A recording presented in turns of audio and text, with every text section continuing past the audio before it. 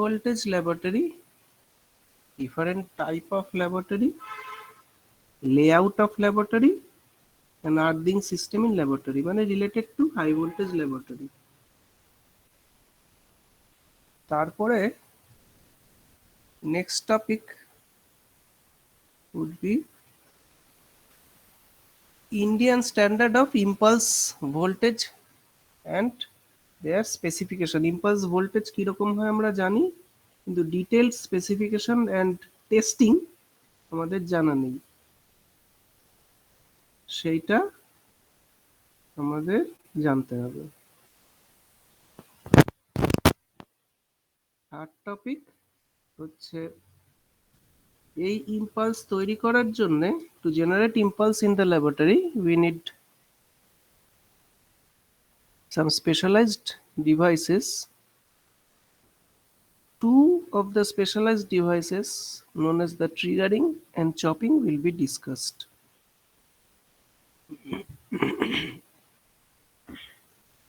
Next would be some standard techniques of high voltage measurement, and we will discuss the again some specialized technique. সাধারণ measurement technique যেগুলো বইতে আছে সেগুলো এখানে discuss করা হবে না, স্পেশাল কিছু টেকনিক এখানে তোমাদের বলা হবে। নেক্সট হচ্ছে ওই ক্লাইডোনোগ্রাফ বলে measurement apparatus high voltage, that will be discussed.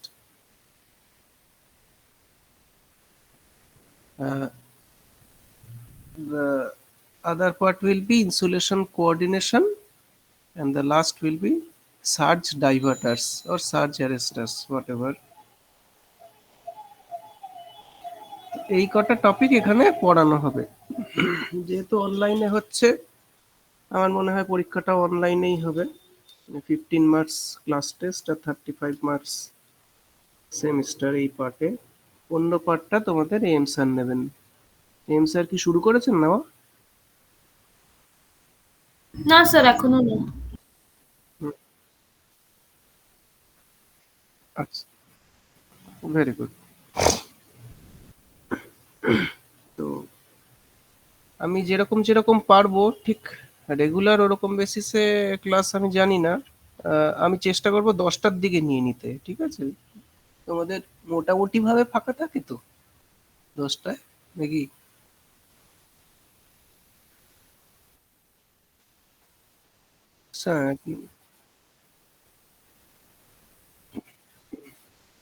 ঠিক আছে, সে না হয় দেখে না যাবে, অনলাইন তো অসুবিধা নেই। তো তোমাদের কি কি করতে হবে, আমি একটা করে চ্যাপ্টার তোমাদের দেখাবো, ইম্পর্টেন্ট জায়গাগুলো বলে দেবো, তার অবজেক্টিভটা কি পরবার বলে দেবো, এবং কি টাইপের কোশ্চেন আসতে পারে সেগুলো আমি বলে দেবো। তো সেইভাবে মানে আমি ঠিক করেছি পড়াবো। যদি তোমাদের কোনো সুবিধা অসুবিধা থাকে তোমরা অবশ্যই ফিডব্যাক দিতে পারো। আমি ফার্স্ট চ্যাপ্টারটা প্রেজেন্ট করছি, এটা আমি ইয়েতে হোয়াটসঅ্যাপ গ্রুপে নোটটা দিয়েও দেবো পরে।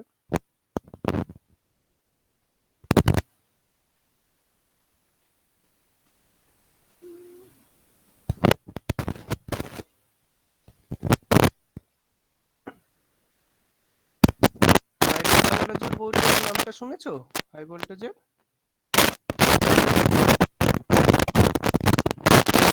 হ্যাঁ, ও বলছি নাইডু কামারাজুর বইয়ের নাম শুনেছো?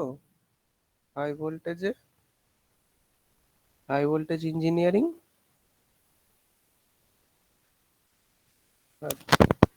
নেটে সার্চ দেবে, বইটা পাওয়া যায়। আমি এই বইটার থেকেই নোটগুলো বিভিন্ন জায়গা থেকে কালেক্ট করে বানিয়েছি, এটা আমি দিয়েই দেবো।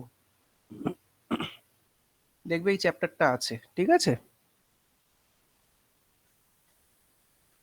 এইখানে আমাদের অবজেক্টিভ হচ্ছে টু নো, সবাই শুনতে পাচ্ছ তো? হ্যাঁ স্যার। আচ্ছা আচ্ছা, ইয়েস স্যার।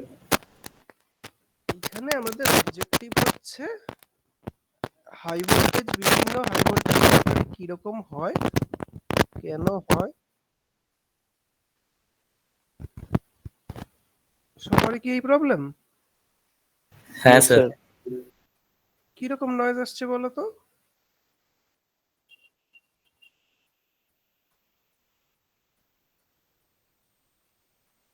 দাঁড়াও, তারপর ঝামেলা।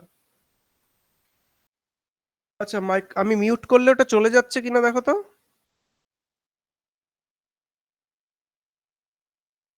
স্যার কন্টিনিউয়াসলি আসছে না, মানে আপনি কথা বললে মাঝে মাঝে স্ট্যাটিক নয়েজের মতন আসছে। দেখো, এবার ঠিক আছে?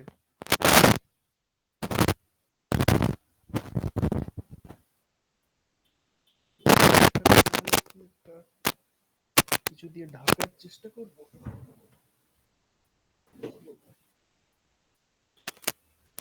মানে সাউন্ডই আসছে না।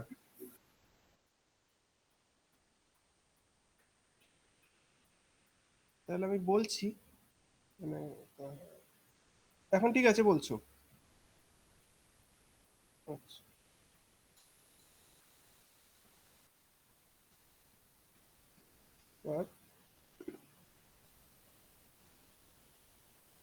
লেআউট অফ হাই ভোল্টেজ ল্যাবরেটরিতে ফার্স্টে আমরা এই টপিকটাকে দেখব।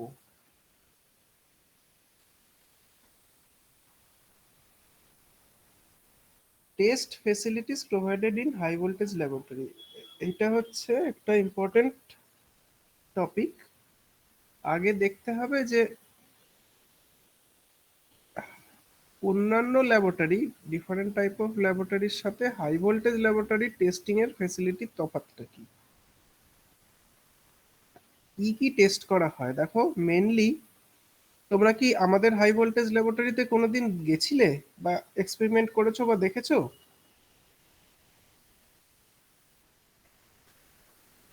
হ্যাঁ, দেখেছি। হ্যাঁ, মেইনলি এই জায়গাটা দেখো, withstand and or flashover tastes.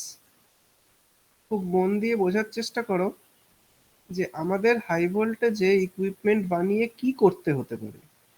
সেটা হচ্ছে যে specified voltage, either whether it can withstand or at what voltage flashover occurs. তোমাদের পাংচার আর ফ্ল্যাশওভার ব্যাপারটা ক্লিয়ারলি আগের সেমিস্টারে বলা হয়েছে নিশ্চয়ই। পাংচার হচ্ছে ডিরেক্ট ব্রেকডাউন। হ্যাঁ, কি বলতে গেছিলে কেউ একজন? না স্যার, বলছি আগের সেমিস্টারে ছিল। হ্যাঁ, মানে পাংচার হচ্ছে direct breakdown of insulating medium, specially non restorable, যেসব ইনসুলেটর আর রেস্টোর করা যায় না, যেমন সলিড ইনসুলেশন, পুরো ভেঙে যাওয়া ভেতর থেকে ক্র্যাক হয়ে। আর ফ্ল্যাশ ওভার হচ্ছে it is actually the breakdown of air along the surface of the insulation. তাতে ইনসুলেটরের সারফেসে ব্রেকডাউন হয়, ইনসুলেটরের বিশেষ ক্ষতি হয় না। মাল্টিপল ফ্ল্যাশ ওভার টেস্ট করা যেতে পারে, সেইগুলোই হাই ভোল্টেজ লাগে উইথস্ট্যান্ড করতে। আমি তোমাকে একটা এক্সাম্পল দিই।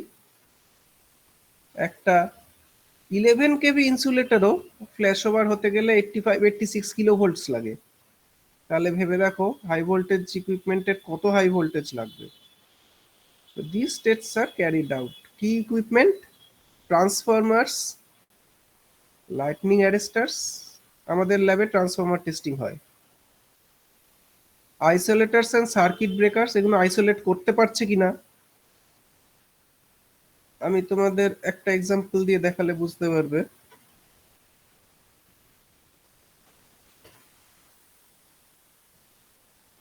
ধরো আমরা যদি এরকম ভাবে ভাবি যে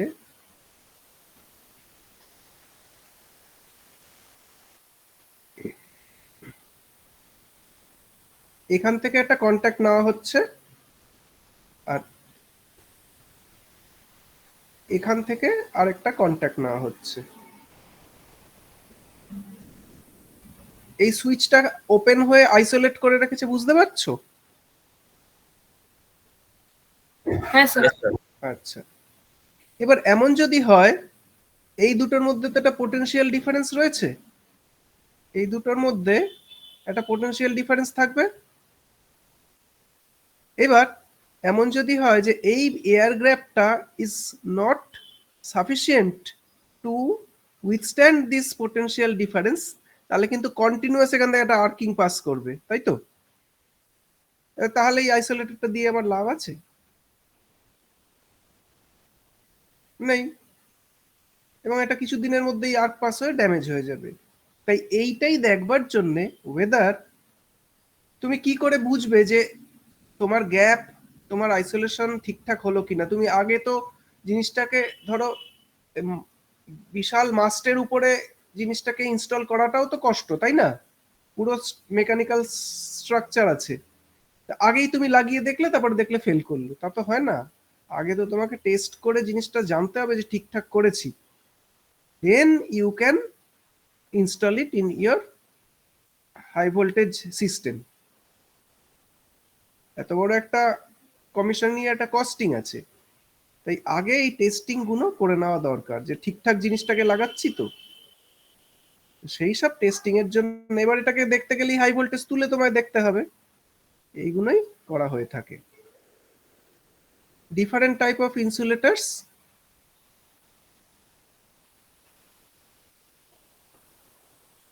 cables, capacitors, line hardware and accessories, অনেক কিছু রয়েছে, other equipment like reactors etcetera. এইগুলো হচ্ছে ইকুইপমেন্ট যেগুলো টেস্টিং করা হয়। আবার different test conducted in the above equipment, power frequency withstand test, wet and dry.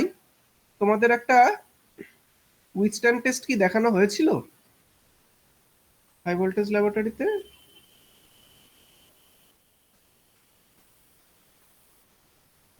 আচ্ছা, এই উইথস্ট্যান্ড টেস্টও আছে। ইনসুলেটর অ্যাটলিস্ট বোঝানো হয়েছিল কি কখনো যে একটা পিন ইনসুলেটরকে মাউন্ট করা হয়? হ্যাঁ হ্যাঁ, তারপরে তাতে ভোল্টেজটা 75 কেভি অবধি তুললে পরে দেখা যায় যে এটা উইথস্ট্যান্ড করলো কিনা, সেটাই হচ্ছে টেস্টিংটা। আর ইম্পালস টেস্ট আছে, ডিসি তে উইথস্ট্যান্ড আছে, সুইচিং সার্জ টেস্ট আছে, test under polluted atmospheric condition আছে, যে পলিউশনে কি বিহেভ করবে। কেমন যেরকম মানে দেখো এটা, আমি যদি এটা ইনসুলেটরের সারফেস আঁকি,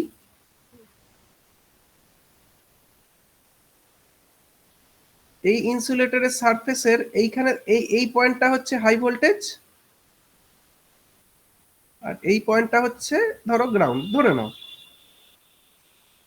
এবার এই প্রিপেজ ডিস্টেন্স দিয়ে আর্কটা পাস করবে নর্মালি, কিন্তু এইখানে যদি সারফেসটা পলিউটেড থাকে তাহলে অলরেডি এই ইনসুলেটরটাকে আমি capacitor in parallel with a resistance ভাবতে পারি, কারণ এই পলিউটেড সারফেস থেকে সাবস্টেন্সিয়ালি রেজিস্টিভ কারেন্ট ফ্লো করে। তাহলে হলো কি, this insulator will B A lassi insulator. বোঝাতে পারছি ব্যাপারটা? মানে এই রেজিস্টিভ কম্পোনেন্ট থেকে আই স্কোয়ার আর লস হবে, সোজা কথা, কারণ পলিউশন রয়েছে। হ্যাঁ স্যার। এবার না না না না না, এটা একদম রেজিস্টিভ কেন? এই সারফেসে পুরো তো ডাস্ট আর ওয়াটার, ধরো ড্যাম্প জমে রয়েছে, বুঝলে? এটা কিন্তু পোলারাইজেশনের না, এটা একদম ফিজিক্যাল লিকেজ। হ্যাঁ, এবার এবার ধরো এই লিকেজের পরিমাণটা যদি অল্প হয়, প্যারালালে তোমার থাউজেন্ডস এন্ড থাউজেন্ডস অফ ইনসুলেটরস রয়েছে, এবার সবার এই লসের পরিমাণটা অনেক বেশি, মানে কিউমুলেটিভ লস। তাতে কি হয়, তাতে হচ্ছে আলটিমেটলি এনার্জিটা দিতে হবে লসের, কম্পেনসেট করতে হবে, তার ফলে সিস্টেমে অনেক বেশি পয়সা লাগবে, সোজা কথা।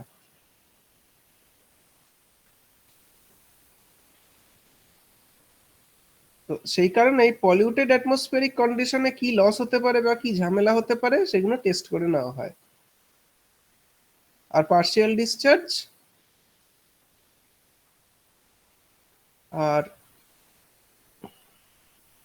আর আইভি আমি জানি না, দেখতে হবে মেজারমেন্টস, আমাদের ল্যাবে গুলো হয় না। পার্শিয়াল ডিসচার্জটা এককালে হতো, খুবই কমপ্লিকেটেড কেস যে ইন্টারনাল ডিসচার্জ হচ্ছে কিনা। In addition, high current test at power frequency and impulse current test on transformers, line conductors and lightning arresters are necessary. এইগুলো টেস্টিং করা হয়ে থাকে। তাহলে আমাদের কোয়েশ্চেন হচ্ছে, what are the test facilities provided in high voltage laboratories and different test conducted in the high voltage equipments? এখান থেকে এরকম একটা কোয়েশ্চেন হতে পারে। আমি জাস্ট প্রবাবিলিটিটা বলছি। এবার activities and studies in high voltage laboratories, এখানে এই রিসার্চের কথা ওই একই কথা লেখা রয়েছে। Breakdown phenomena, withstand voltage, interference study, high voltage and high current phenomena. এর পরে ভীষণ ইম্পর্টেন্ট টপিক হচ্ছে classification of high voltage laboratories. High voltage laboratories are classified into small, medium and large laboratories. What are the facilities provided in small, medium and large laboratories and their salient features are given? Small ল্যাবরেটরির মধ্যে কি কি থাকে এগুলো তোমরা পড়বে, যে কত ভোল্টেজ, যে 500 to 600 kV AC, plus minus 200 to 400 kV DC. Plus DC আর মাইনাস ডিসি কি করে জেনারেট করে জানো কি?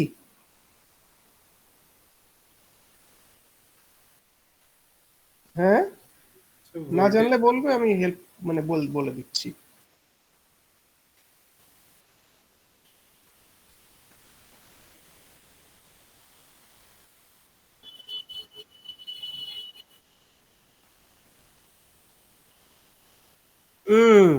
একদম তাই। ডায়োডটাকে ঘুরিয়ে দিলে নেগেটিভ পোলারিটি হয় এসিড থেকে যদি তৈরি করা হয়। মানে মেইনলি তার ইকুইভ্যালেন্ট ব্যাপারটা হচ্ছে এরকম, আমি যদি একটা পয়েন্টকে আর্থ পোটেনশিয়ালে রাখি, এইটা অবশ্যই 0 ভোল্ট আমার রেফারেন্স, তাই তো? এইবার আমি ব্যাটারিটাকে যদি এরকম করে রাখি, তাহলে এই পয়েন্টটা নেগেটিভ ভোল্টেজ। আর ব্যাটারিটাকে যদি উল্টো করে রাখি, তাহলে এই পয়েন্টটা হচ্ছে আর্থের রেসপেক্টে পজিটিভ ভোল্টেজ। এই হচ্ছে বেসিক ব্যাপারটা। ব্যাটারির পজিটিভটা এদিকে থাকলে পজিটিভ ভোল্টেজ, ব্যাটারির নেগেটিভটা এদিকে থাকলে নেগেটিভ ভোল্টেজ। যে পয়েন্টটাকে 0 করে দেবে তার অন্য পয়েন্টটা অ্যাকর্ডিংলি পজিটিভ বা নেগেটিভ হবে। বোঝা গেল?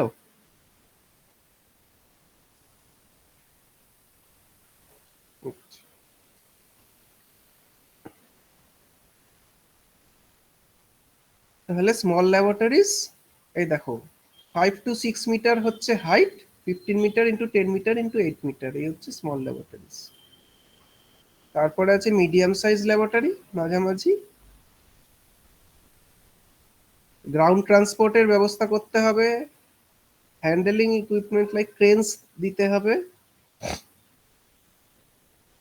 আমাদের যে ল্যাবরেটরিটা আছে ওটা কিন্তু স্মল। আর large size laboratory, 1 or more high voltage test halls, corona and pollution test chamber. এই করোনা কিন্তু অন্যরকম করোনা, এখন যে অবস্থা জানো তো করোনাটা কি? এই করোনা তাও ভালো। Outdoor test area for test on large size equipment, transmission lines and towers. ধরো ট্রান্সমিশন লাইনস সিমুলেট করে এক্সপেরিমেন্ট করবে, সেটার হলের মধ্যে হবে না, বাইরে এটা করতে হবে। সিপিআরআই ব্যাঙ্গালোরে কোনোদিন যদি যাও দেখতে পাবে সে বিশাল স্ট্রাকচার তৈরি করে রীতিমতো ট্রান্সমিশন টাওয়ারের উপরে কন্ডাক্টর বসিয়ে টেস্টিং চলছে। তোমাদের একটা টেস্টিং বলি, একটা কেবলকে বিক্রি করবে, তো কোম্পানির কেবলটা বানানো ঠিক আছে কিনা দেখবার জন্য পুরো 1 বছর ধরে ওয়েদার কন্ডিশনে ফেলে রাখা হচ্ছে। সে বর্ষায় মানে বৃষ্টি হবে, গরম হবে, শীত হবে, সমস্ত ওর উপর দিয়ে যাবে। তার মধ্যে কন্টিনিউয়াস ও রেটেড টেম্পারেচার, রেটেড কারেন্ট দিয়ে রেটেড টেম্পারেচারটা মেনটেন করা হচ্ছে। এবার ভাবো 1 বছরের বিদ্যুতের বিল, জায়গাটা যে ব্লক করলো, জায়গার কস্ট, যে টেস্টিং করবে সেই পার্সোনালের তোমার ফিজ, এই পুরো 1 বছর ধরে ওকে দিতে হচ্ছে। তার মানে কেবল কস্টে এটা ইনক্লুডেড থাকে না, এই জন্য দামটা বেড়ে যায়। আইডিয়াটা দিতে পারলাম?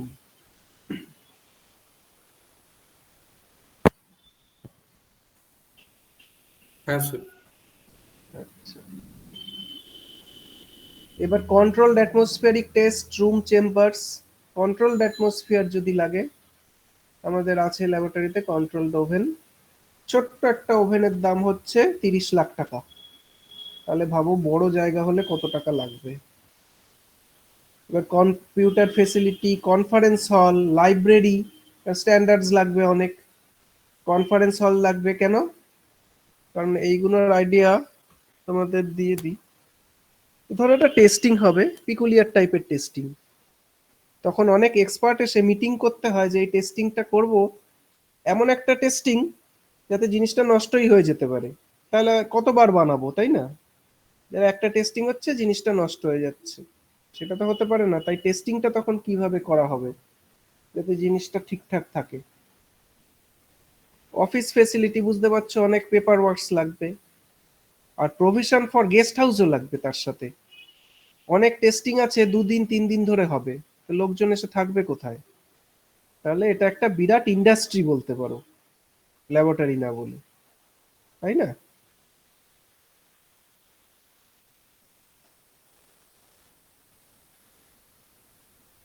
এইবার হচ্ছে size and rating of high voltage laboratory. এইটার মধ্যে যেটা আমি বারবার বলি, এইগুলো সব টেবিলস রেফারেন্সের জন্য দেখবে, কিন্তু পরীক্ষায় যেটা আসে সেটা হচ্ছে এটাকে মুখস্থ করতে হয়, ওটা একটা আছে।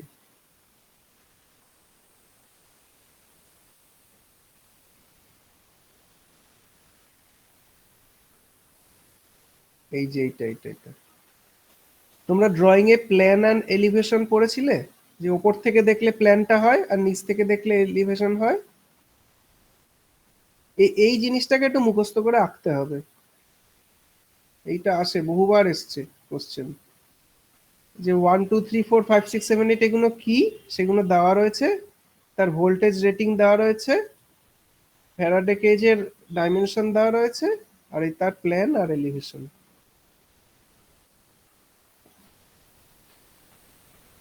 যে কতটা ক্লিয়ারেন্স লাগে। এবার তোমাদের কোশ্চেন স্বাভাবিকভাবে যে এই বিচ্ছিরি জিনিসটা মুখস্থ করে কি হবে, লাভটা কি, এইটা লাগে কোথায়?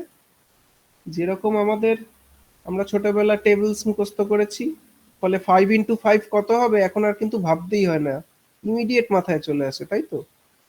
যখন এইগুলো কষ্ট করে মাথায় রাখলে হয় কি, তুমি যখন কোনো ল্যাবরেটরিতে কোনো তোমার আন্ডারে কেউ কাজ করবে, সে ডিস্টেন্স গুলো ঠিক মতো বসাচ্ছে কিনা টেস্টিং এর, এই আইডিয়াটা হয়ে যায়।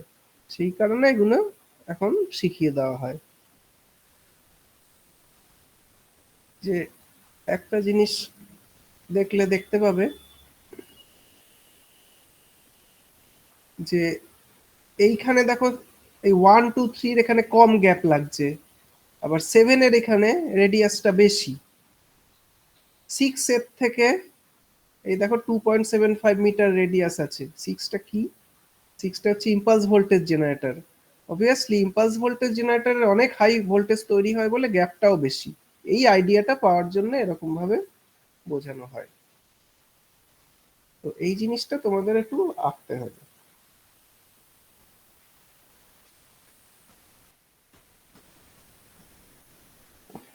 তাহলে কোয়েশ্চেন কি কি দাঁড়ালো আমি আবার একটু রিপিট করে দিচ্ছি। প্রথম হচ্ছে test facility provided in high voltage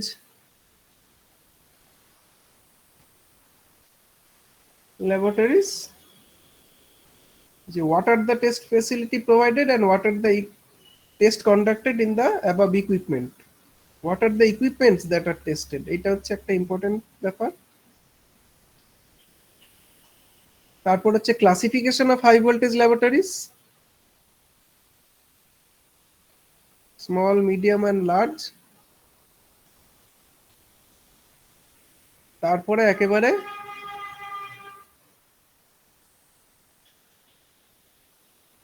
layout of high voltage laboratories, laboratory building আর এইটা।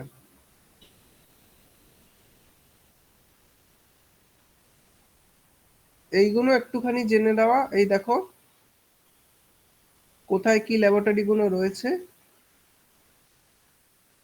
সাম of the laboratories, Indian Institute of Science Bangalore, IISc ব্যাঙ্গালোরে আছে। সেন্ট্রাল পাওয়ার, সিপিআরআই ব্যাঙ্গালোর আছে। আইআইটি ম্যাড্রাস আছে, তাদের মধ্যে তাদের হাই ভোল্টেজ ল্যাবরেটরি রয়েছে। Medium size industrial life laboratories, national test house Alipore, সেটা বোধহয় এখন সল্ট লেকে চলে এসছে। Bharat heavy electricals limited, Hyderabad. এইগুলো হাই ভোল্টেজ ল্যাবরেটরির কিছু এক্সাম্পলস। এর পরের ইম্পর্টেন্ট টপিকটা হচ্ছে গ্রাউন্ডিং।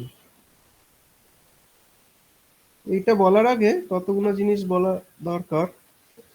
এই ছবিটা দেখা যাচ্ছে, মানে এই পেনটা? হ্যাঁ স্যার। আচ্ছা, ধরো একটা ব্যাটারি আছে, ব্যাটারির দুটো টার্মিনাল বার করা রয়েছে।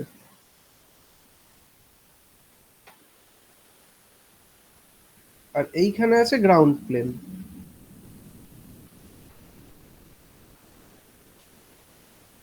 এটা 1.5 ভোল্ট।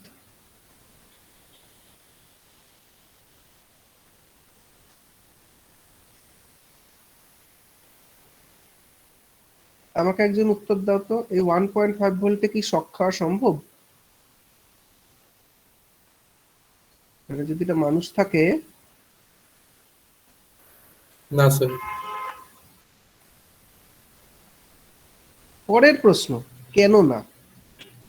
যেই আমরা একটা কথা বলবো, কেন না বলো তো? কেউ জানে? না জানলে আমার অসুবিধা নেই, আমি অবশ্যই বলে দেবো, কিন্তু কেন এটা মনে হলো না? স্যার ইলেকট্রিক ফিল্ড স্ট্রেংথটা অনেক কম হবে তাই জন্য। আচ্ছা ঠিক আছে, সবই মেনে নিলাম। ইলেকট্রিক ফিল্ড স্ট্রেংথ কম আছে, 1.5 ভোল্ট পোটেনশিয়াল ডিফারেন্স এমন কিছু না যে বডি দিয়ে কারেন্ট পাস করতে পারে। শকটা কেন খায় সেটা জানো তো? শক কিন্তু ভোল্টেজে খায় না, 30 মিলি অ্যাম্পিয়ার তার বেশি কারেন্ট বডি দিয়ে ফ্লো করলে তবেই শকটা খায়। আর এই কারেন্টটা ফ্লো করতে গেলে বডির রেজিস্ট্যান্স আছে যেহেতু, তাই পোটেনশিয়াল ডিফারেন্সটা সাফিসিয়েন্ট হতে হয় যাতে এই রেজিস্ট্যান্সটা ওভারকাম করে 30 বা 40 মিলি অ্যাম্পিয়ার কারেন্ট ফ্লো করতে পারে। এই কনসেপ্টটা কি তোমাদের কাছে ক্লিয়ার? হ্যাঁ, তাই জন্য স্যার। হাই ভোল্টেজ লাগে, ঠিক আছে। এইবার কথা হচ্ছে 1.5 ভোল্টের সেই পোটেনশিয়াল ডিফারেন্স নেই,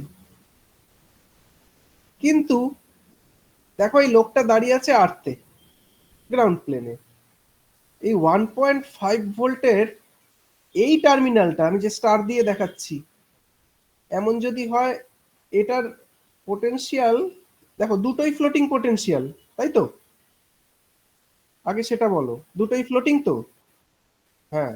এবার এমন যদি হয় এই ফ্লোটিং পোটেনশিয়ালটা অ্যাট 300 ভোল্ট রয়েছে, হতেই তো পারে, আননোন তো, কিন্তু জানি না এর পোটেনশিয়াল কত। এই 300 ভোল্ট হলে তখন এখানে হাত দিলে শক খাবে তো?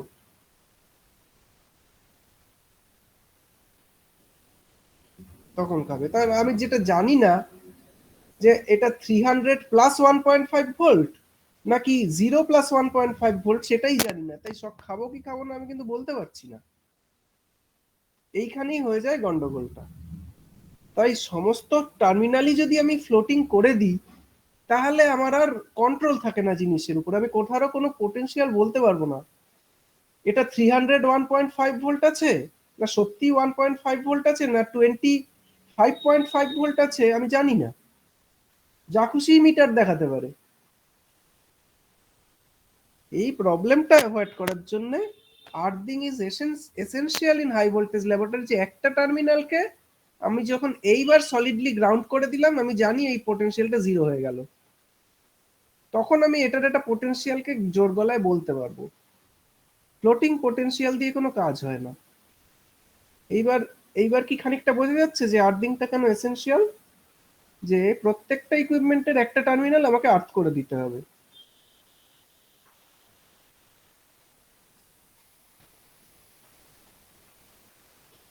বোঝা গেল না? Yes, sir.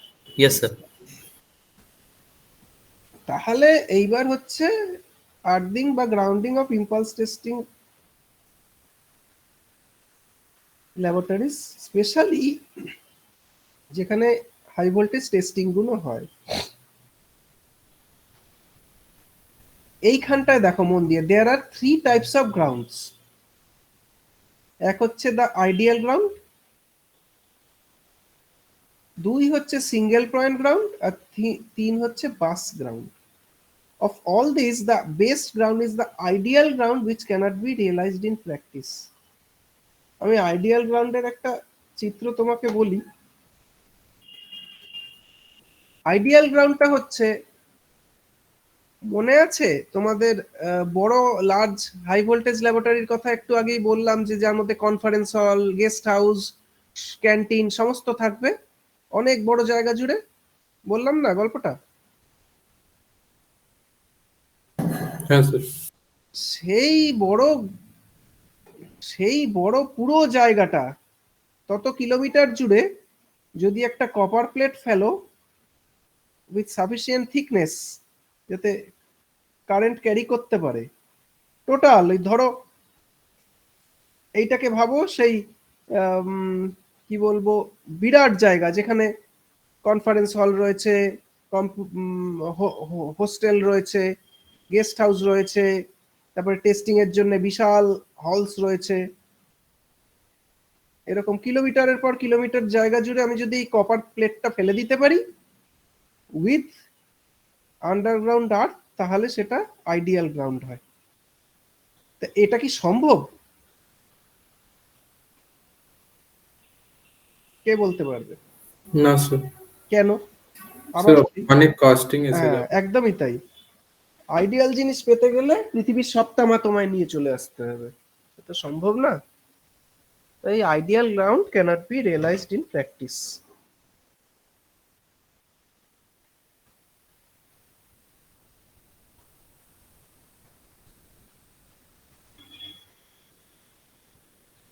তাহলে the next preferred ground is the single point ground and the bus ground is least satisfactory. Single point গ্রাউন্ডটা কি দেখে নি এখান থেকে, একদম এই যে সিঙ্গেল পয়েন্ট গ্রাউন্ড, এগুলো তোমাদের রাখতে হবে।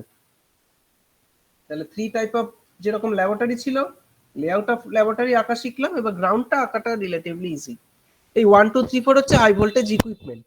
দেখো প্রত্যেকটা থেকে গ্রাউন্ড এনে একটা সিঙ্গেল পয়েন্ট ইতে কানেক্ট করেছে, এই জন্য এটার নাম সিঙ্গেল পয়েন্ট গ্রাউন্ড। কারণটা বুঝতে পারছো কেন বলছে? হ্যাঁ স্যার। আচ্ছা,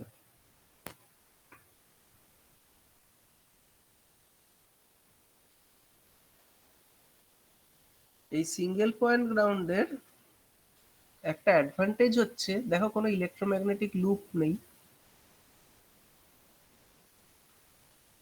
প্রত্যেকের নিজস্ব ভাবে ডাইরেক্টলি গ্রাউন্ডেড হচ্ছে। এইখানে আমি একটা জিনিস বলি, ধরো একটা ইকুইপমেন্ট আছে, এটা একটা ইকুইপমেন্ট,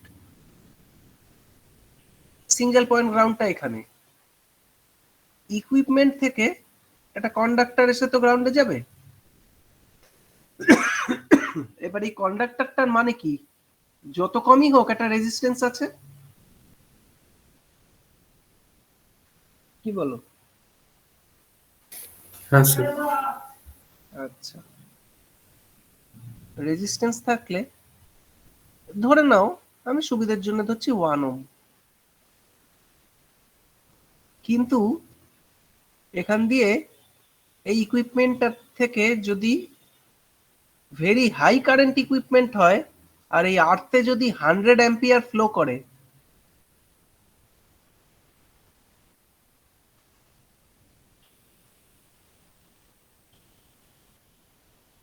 এই 100 অ্যাম্পিয়ার ফ্লো করে, তাহলে এই এই পয়েন্টে কত ভোল্টেজ থাকে বলো দেখি? 100 ভোল্ট। তো সেটা তো ভালো কথা না, তাই না? এটা কি ঠিক? না স্যার। তাই জন্য এই কন্ডাক্টরের রেজিস্ট্যান্সটা অ্যাজ লো অ্যাজ পসিবল হতে হয়। এইটা গেল সিঙ্গেল পয়েন্ট গ্রাউন্ডিং এর কনসেপ্টটা, যে conductor resistance directly connecting the equipment to ground as low as possible conductor resistance হতে হবে।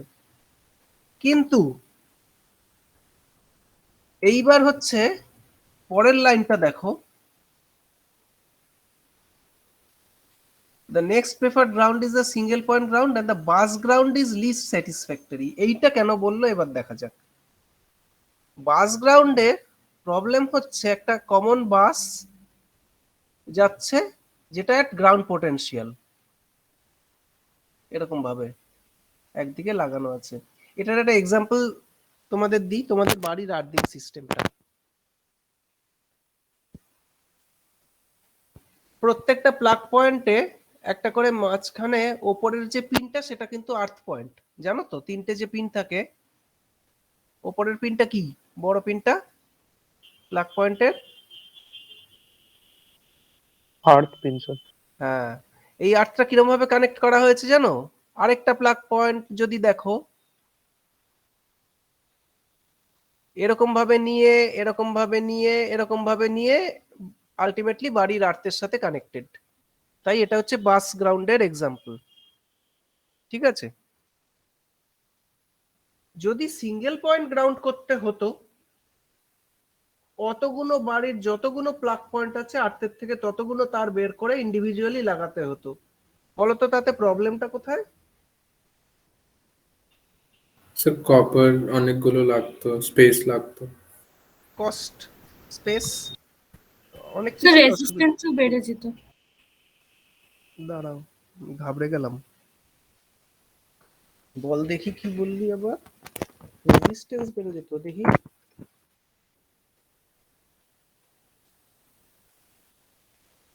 এই পয়েন্টটা আর্থ করা আছে, এই পয়েন্টে একটা প্লাগ পয়েন্ট আছে, এইখানে আরেকটা প্লাগ পয়েন্ট আছে।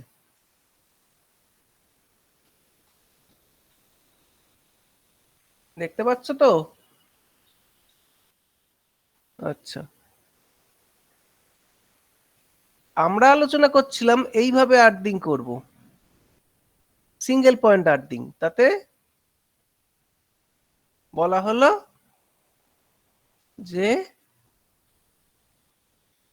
কস্ট বাড়বে, তারের কমপ্লিকেশন বাড়বে, কারণ আর্থের থেকে ধরো আমার বাড়িতে 40টা প্লাগ পয়েন্ট, এখান থেকে 40টা তার তুলতে হবে, তুলে প্লাগ ইত্যাদি।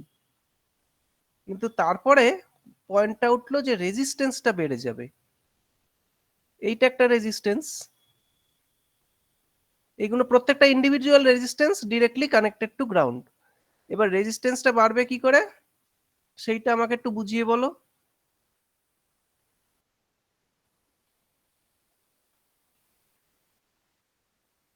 কিন্তু 40টা তো প্যারালাল ইন্ডিভিজুয়ালি, কারোর সাথে কি কারোর সম্পর্ক আছে সেইটা ভেবে দেখো আগে।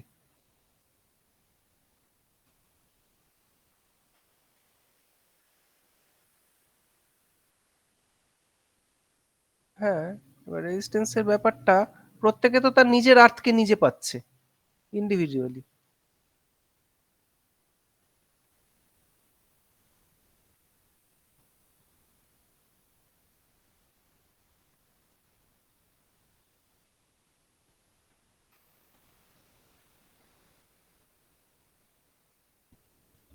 স্যার বাস ইউজ করলে আমরা একটু থিক কন্ডাক্টর ইউজ করতে পারবো।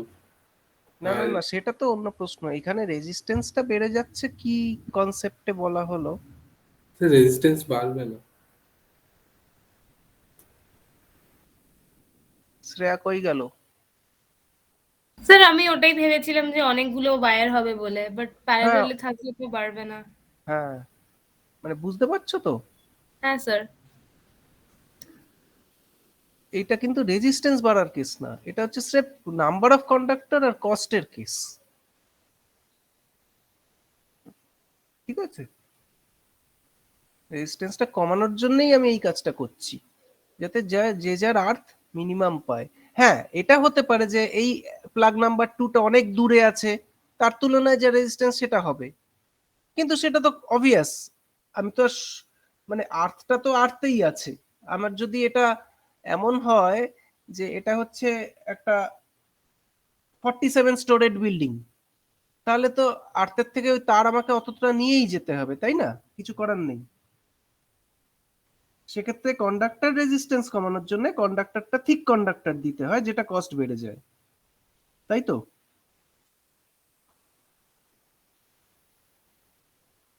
আরে হ্যাঁ না কিছু না বললে আমি একা একাই বকে হ্যাঁ স্যার। যাচ্ছি। হ্যাঁ, কিছু একটা বলো, মানে বুঝতে পারছো তো, আমার দরকার হচ্ছে তোমাদের বোঝাটা। স্যার স্যার আমি বলছি যে সাপোজ একখানা আর্থ যদি অনেকটা দূরে থাকে, হ্যাঁ তাহলে ওটা থেকে আমি একটা থিন কন্ডাক্টর নিয়ে এসে আর্থ করতে আমার তো লাইক থিন কন্ডাক্টরের রেজিস্ট্যান্স বেশি হবে না? তার চেয়ে যদি আমি দুখানাকে মাঝখানে একটা থিকার কন্ডাক্টরের সাথে জয়েন করে একসাথে আনি, তাহলে কি পসিবলি ওটা কম হতে হ্যাঁ পারে নাকি? হ্যাঁ হ্যাঁ, পসিবলি করা যেতে পারে। আমি তো সেটাই বলছি যে ধরো আমি এইমাত্র সেই এক্সাম্পলটাই দিলাম যে একটা 47 স্টোরেজ বিল্ডিং আছে, আর তো আমরা ধরো একদম আবার নয়েজ আসছে, এবার ঠিক আছে? আমি ধরো একটা 47 স্টোরেজ বিল্ডিং আছে, আমি তো টপ ফ্লোরে কিছুতেই আটটাকে নিয়ে যেতে পারবো না, আমাকে কোনো না কোনো ভাবে আটটা ওখানে পৌঁছতে হবে। এইবার আমি মাল্টিপল কন্ডাক্টর ইউজ করতে পারি, থিক কন্ডাক্টর ইউজ করতে পারি, একটা মোটা পাইপ পুরোটা তুলে দিতে পারি, সেইখান থেকে আর্থের কানেকশনটা নিতে পারি।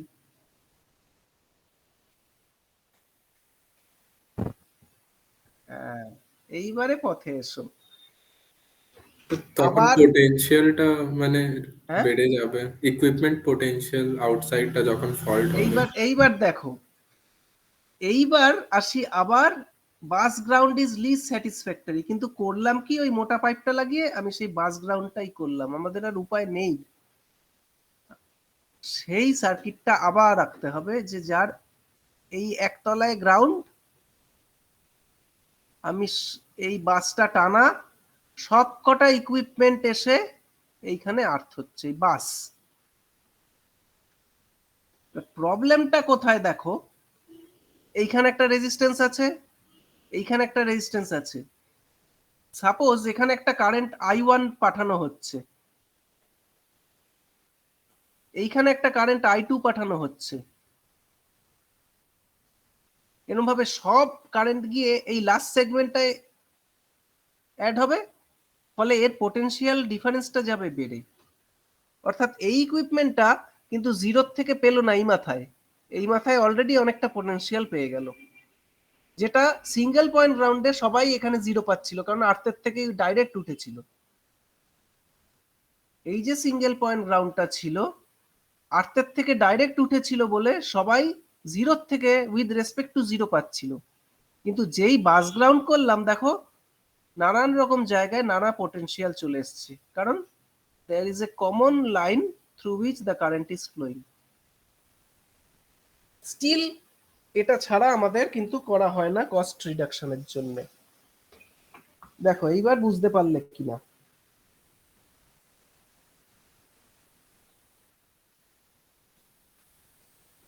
বাস গ্রাউন্ডিংই করা হয় তো। ওই যে দেখো এখানে বারবার বলছি, of this the bus ground is least satisfactory but still it is done. Single point গ্রাউন্ডটাই বরঞ্চ করা হয় না। হ্যাঁ, এটা পারা যায় না। তো এটা কিন্তু একটা কোশ্চেন, কি কোশ্চেন হতে পারে এখান থেকে দেখি। হ্যাঁ, গ্রাউন্ডিং অফ ইম্পালস হিসেবে আসবে না। High voltage laboratory, what are the types of grounds used and why the least satisfactory bus ground is preferred over the other grounding। ঠিক আছে, তো এইটাই হচ্ছে প্রথম। তো পরের দিন আমরা এখানে একটু ইলেকট্রোম্যাগনেটিক শিল্ডিং এর ব্যাপারটাও রয়েছে। ইলেকট্রোম্যাগনেটিক শিল্ডিংটা একটু এক লাইন বলে দেবো, বলে নোটটা দিয়ে দেবো। পরের দিন আমরা ইম্পালস টেস্টিং এ যাব। ইলেকট্রোম্যাগনেটিক শিল্ডিং এর ব্যাপারটা কিছুই না, ধরো একটা কন্ডাক্টর আছে, এই কন্ডাক্টরে ইলেকট্রোম্যাগনেটিক ওয়েভস গুলো ইনসিডেন্ট হচ্ছে।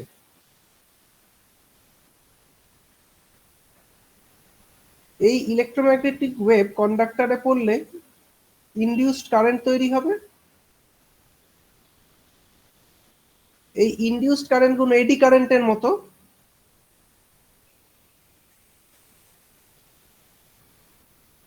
তার রিটার্ন ফিল্ড আছে। এই রিটার্ন ফিল্ড, এই মেইন যে ফিল্ডটা এখানে পেনিট্রেট করছে এটাকে উইক করে দেবে। মানে it will, the current will be induced in such a way that it opposes the কজটা এখানে ইলেকট্রিক ফিল্ডটা ইলেকট্রোম্যাগনেটিক, সেটাকে it will opposite and the energy will be reduced। Current energy নষ্ট হচ্ছে, ফলে এইখানে যেখানে গেল আরেকটু উইক হয়ে গেল, আবার এখানে তৈরি হলো, একটা সময় স্টপ হয়ে যাবে উইক হতে হতে। যতটা এরকম করে আসতে পারছে সেটা হচ্ছে স্কিন ডেপথ বলে, পেনিট্রেশন ডেপথ। বিভিন্ন টাইপের ফ্রিকোয়েন্সি, বিভিন্ন টাইপের এনার্জির বিভিন্ন ডেপথ হয়। সেই বুঝে তার থেকে একটু বেশি ডেপথের কন্ডাক্টর দিয়ে আমার ল্যাবরেটরিটাকে টোটাল শিল্ড করতে হবে।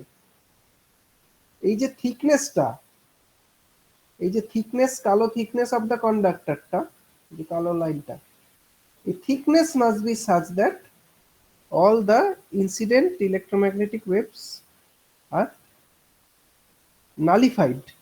ভ্যানিশ তো করতে পারবে না, মানে এটার মধ্যে গিয়ে আর পুরোটা এই ভেতরে বেরোবার শক্তিটা থাকবে না। তো সেই বুঝে অ্যাডজাস্ট করতে হয়। কি করে অ্যাডজাস্ট করব? এর তো কোনো ডাইরেক্ট অঙ্ক হয় না। The thing is very easy. প্রথমে একটা ছোট বাক্স বানাবো, বাক্স বানিয়ে ভেতরে ডিটেক্টর রাখবো। কারণ আমার এখানে কি কি সোর্স অফ ইলেকট্রোম্যাগনেটিক সিগন্যাল আছে জানি না, রেডিও স্টেশন কি আছে, টিভি স্টেশন কি আছে, এফএম কি আছে, তার তো একটা ফিক্সড পাওয়ার আছে। এই পাওয়ারটা কত জানবার জন্য ভেতরে বাক্সটার মধ্যে ডিটেক্টর রাখবো, আর বাক্সের থিকনেস আস্তে আস্তে বাড়াতে থাকবো। বাক্সের থিকনেস কি করে বাড়াবো? এর বাইরে আবার একটা কন্ডাক্টরের বাক্স বসিয়ে দেবো, তাহলে কন্ডাক্টর লেয়ারটা ডাবল হয়ে গেল। এরকম করে করে দেখা গেল 3টে বা 4টে বাক্স দেওয়ার পরে ভেতরে ডিটেক্টরটা ইজ ডিটেক্টিং নো সিগন্যাল। তখন এই থিকনেসটা দেখে নিয়ে বড় ল্যাবরেটরিটা ওই থিকনেসের কন্ডাক্টর দিয়ে শিল্ড করব। এটা কি বোঝা গেল ক্লিয়ারলি? কারণ আগেই যদি পুরোটা করতে বসি তাহলে তোমার আবার সেই কস্ট এবং লস হবে, কাজ করলাম কোনো লাভ হলো না, তাই না?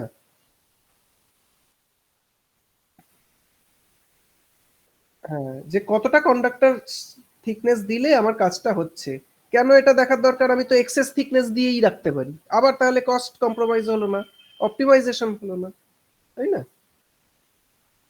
এইটা হচ্ছে শিল্ডিং এর কনসেপ্ট। ঠিক আছে, তাহলে এই নোটটা আমি তোমাদের গ্রুপে দিয়ে দিচ্ছি। পরের দিন যেন কি করব, পরের দিন হচ্ছে এই যে IS 2026 ইম্পালস স্পেসিফিকেশনটা করব। ঠিক আছে, এইবার ফিডব্যাক দাও। বোরিং লাগছে না বোঝা যাচ্ছে না কি? না স্যার, বোঝা যাচ্ছে।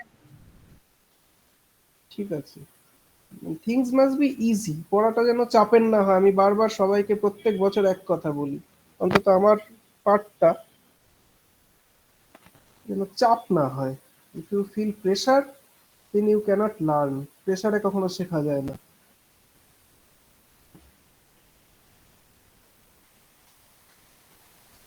ঠিক আছে, তাহলে আজকে এই অবধি থাক, পরের দিন আবার আমরা স্টার্ট করব। আমি বলে দেবো কবে ক্লাস নিতে পারবো। আমাদের টপিক আছে কটা, 1 2 3 4 5 6 7 8, মোটামুটি 8টা টপিক আছে, 8টা দিন আমার লাগবে।